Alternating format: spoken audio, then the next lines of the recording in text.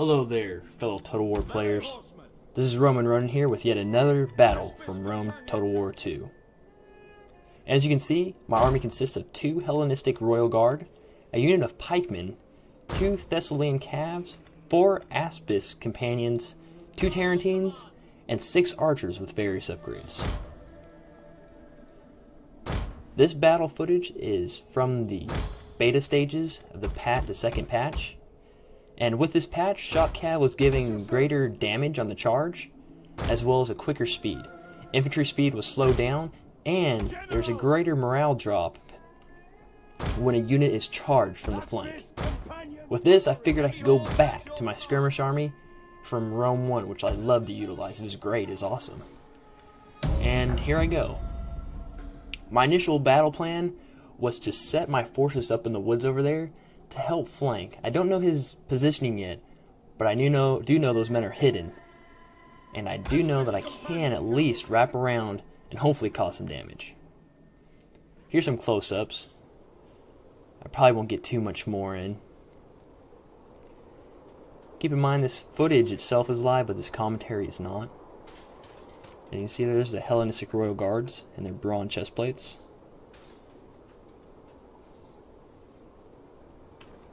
And that's just the regular pikemen with their leather armor.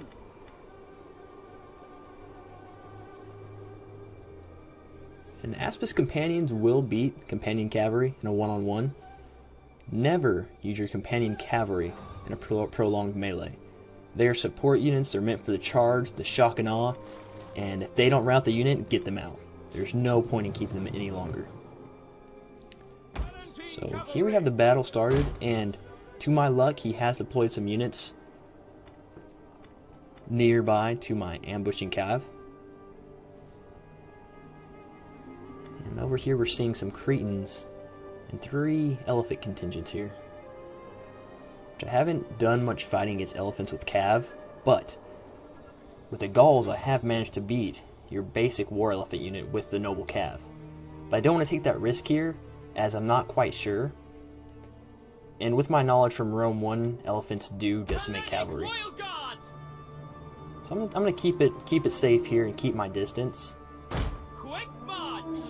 Now I deployed my men farther back, as I don't want the engagement to start until my cavalry is in position. So I'm just gonna try to buy my time, maneuvering and positioning my troops in various locations across the map, just forcing him to reposition and rethink his strategy.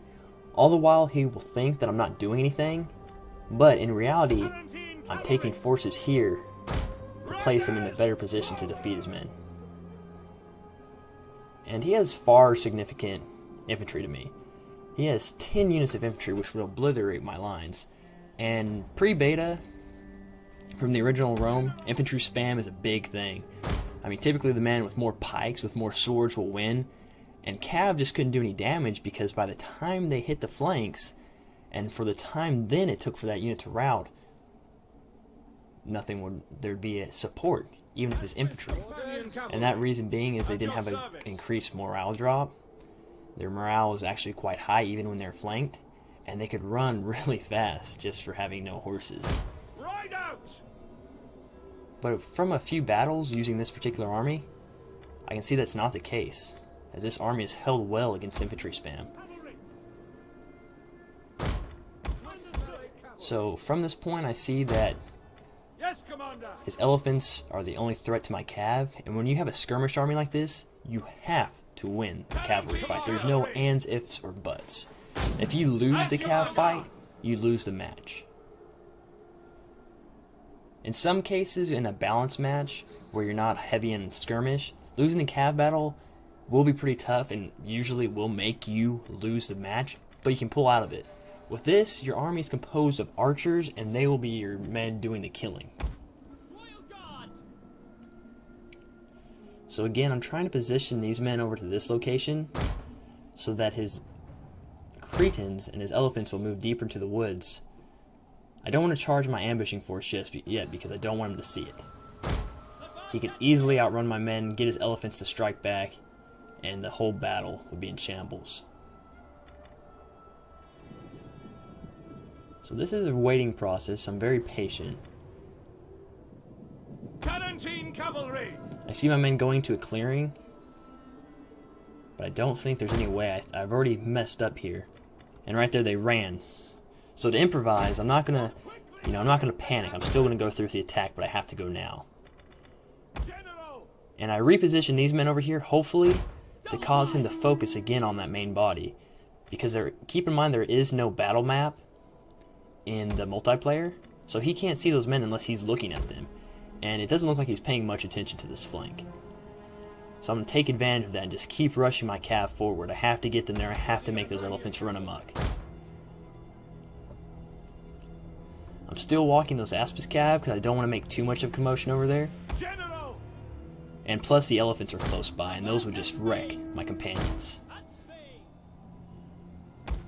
All the while the main body serves as just something to deter my opponent, to make him think, to focus his attention elsewhere. So here I go. I'm going to make these guys run amok as planned. And I really love Rome Total War 2 because you can make all units that have missiles, well, practically all, use flaming ammunitions. Let's see. There we go. Out of control. Orders. I'm going to focus on that unit. It's time to take out his Cretans. And the element of surprise is crucial. That's why you should always learn to scout. That way you don't get surprised, and you should continually work on ambushes, even if it's with one unit. Winning one flank or one part of the battlefield can ultimately change the tides and bring victory ever so much closer. Here though, I messed up a bit. I had them in skirmish, but sometimes I guess that just doesn't work. And those guys got wrecked by those elephants. But hey, at least they're killing my weak, cheap cavalry there, my javelin cav, versus my expensive companions. So now I'm just playing games with him, trying to stall. And I want to keep his elephants away. And one thing about this game is elephants only run amok for a certain period of time. They seem easier to run amok, but on the bright side, at least if you're using them, it's not something that's permanent. And here's my beautiful charge right here. See that unit, 90, just dropping down? Looked like it went to 54. Minimal losses from Aspis and pretty much an instant rout. And the same over there to those units, just getting annihilated.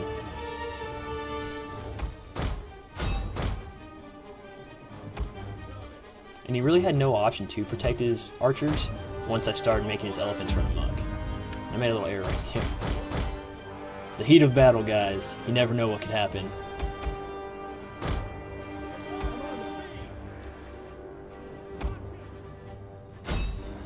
So I'm dragging that archer unit off. I want to make those elephants run amok. And I'm just trying to beat my opponent here by quickly maneuvering my troops all over the place. I've noticed that I have a better micromanagement than he does, and I want to take advantage of that. If you notice that you're better at micromanaging your units than your opponent, which you'll tend to know, use it. A lot of people, they might just kind of come at them head on, even if they have, better, quicker reflexes and control over their army, and that just gets rid of your advantage. And archers actually seem to be doing quite a bit of damage. I used to think that they were rather useless, but if you focus their fire, they can rout entire units.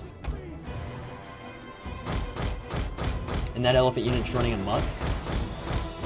I'm trying to get my men out of there, it's just chaos.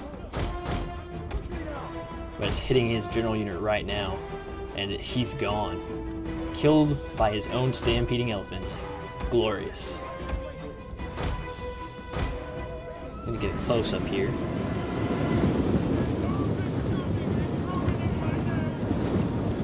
The elephants seemed to walk right through them, so that didn't seem too damaging to the infantry. And now, since I have complete and total control, and he's forgotten about his elephants, I'm going to encircle my opponent and pick off little bits of his army.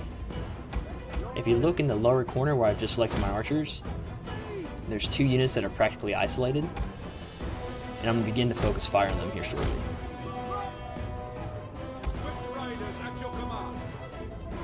Truthfully, if you're in a situation like this, your best bet is to form a noob square, because your opponent's going to outmaneuver you no matter what. Archers can outrun pikes, horsemen can outrun pikes, and he's probably going to keep his pikemen outrunning your pikes.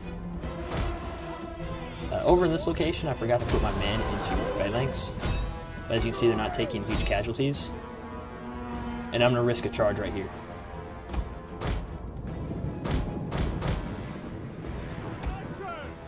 Moving some men quickly. And you can't see it, but that guy is routing almost instantly as soon as the charge hit. And his unit's dead. That's just the power of Cav now. It's awesome. And I forgot to put those units also into phalanx. But still, again, they're having minimal casualties. And by all means, though, I should have put my men into phalanx. Don't think, oh, it's acceptable not to. Because sometimes if your opponent plays a little bit better, which my opponent didn't play poorly here, but he could have done better, it could be very crucial to have that unit into phalanx formation. Crucial as in victory or defeat. And here I'm beginning my surround of my opponent.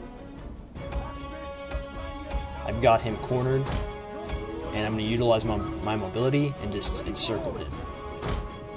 Your goal at this point is victory is yours unless you do something crazy like charge all his units. Which I'm not going to do, right? Right? Of course not. And now they are just in no man's land. But spoiler alert here, it's coming up.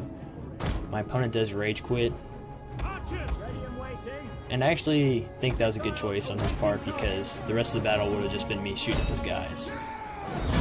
But there you have it, guys. Epirus is a good nation because, for one, it's the element of surprise. No one's going to be expecting, you know, a skirmish army. Hopefully this can help you all become better players, and best of luck in your own endeavors and your own battles. Take care.